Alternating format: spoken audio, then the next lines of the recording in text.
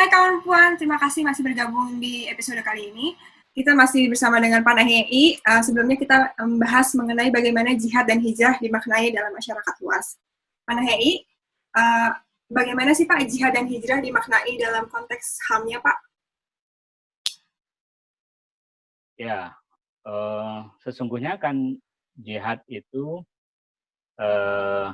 adalah segala upaya yang dilakukan oleh siapapun, baik laki-laki maupun perempuan, untuk mengubah dari situasi yang tidak baik menjadi situasi yang baik. Tentu saja makna yang luas ini itu juga bisa mencakup kepada situasi pemenuhan hak asasi manusia. Salah satu isu mendasar di dalam agama-agama adalah tentang hak asasi manusia yang disebut dengan hukukul insan. Nah, hak asasi manusia ini adalah hak yang mendasar yang diberikan oleh Tuhan pencipta alam untuk dihormati, untuk dipenuhi dan dilindungi. Itu bahagian dari perintah agama. Dalam konteks Indonesia, itu adalah perintah undang-undang. Dalam konteks dunia, dia adalah amanah dari instrumen-instrumen internasional tentang hak asasi manusia. Jadi, pemenuhan hak asasi manusia itu adalah kebaikan yang bukan hanya diperintah oleh agama, tapi juga diperintahkan oleh undang-undang dan juga oleh instrumen-instrumen internasional.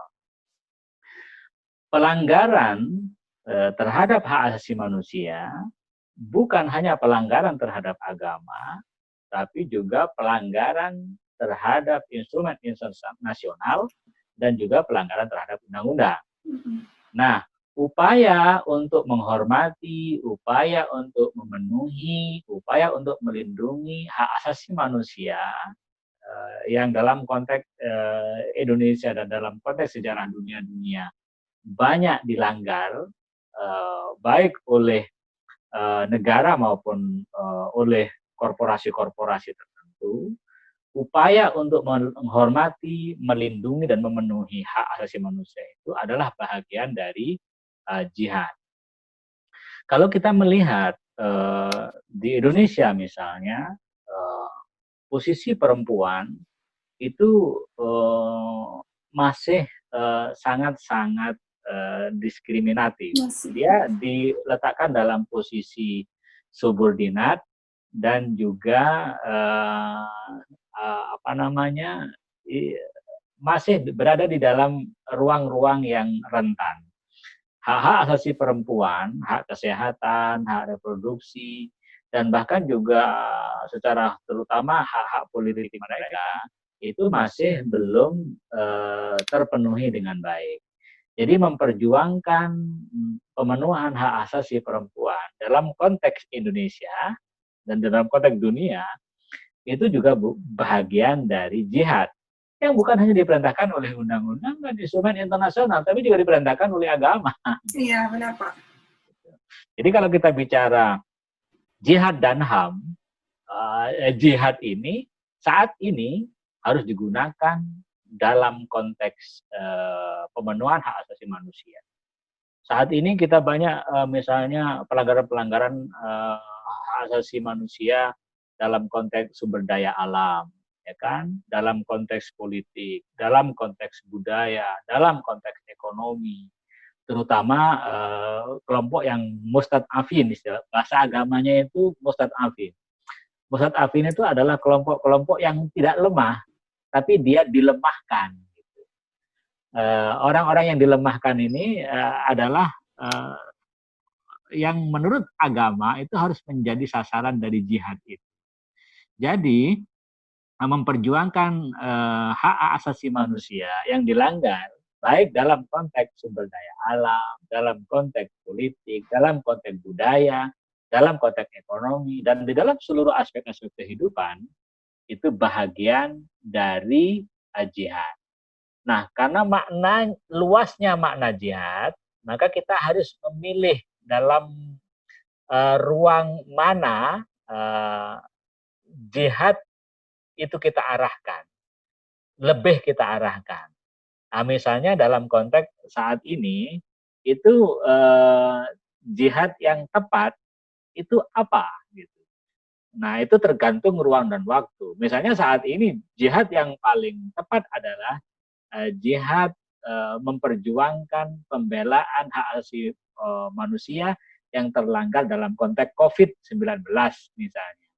Nah, itu juga bahagian dari jihad gitu.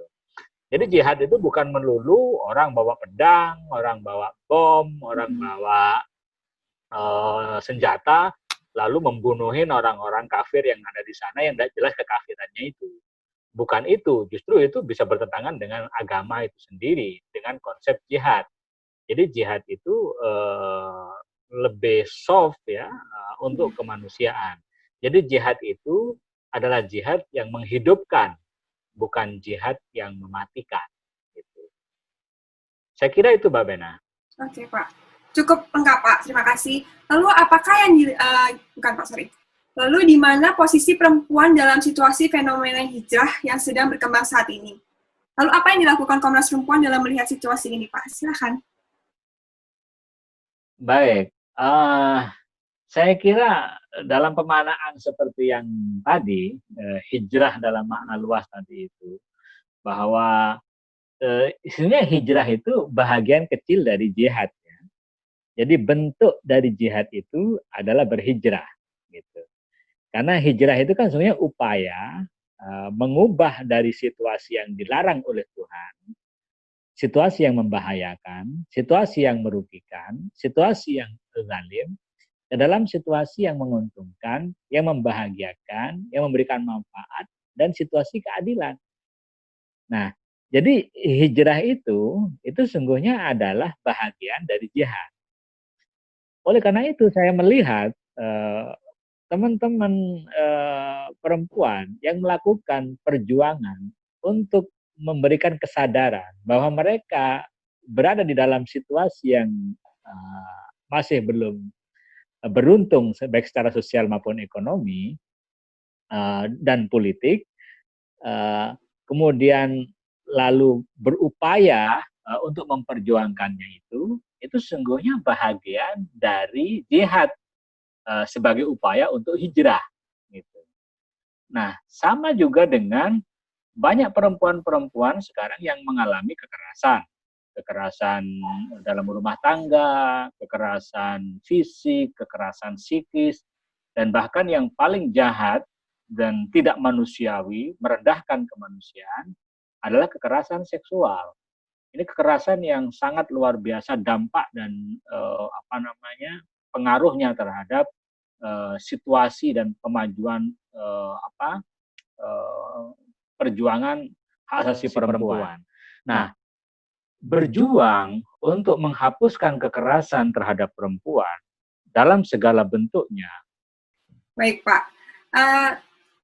Kita tunggu segmen yang berikut ini ya, teman-teman kawan puan.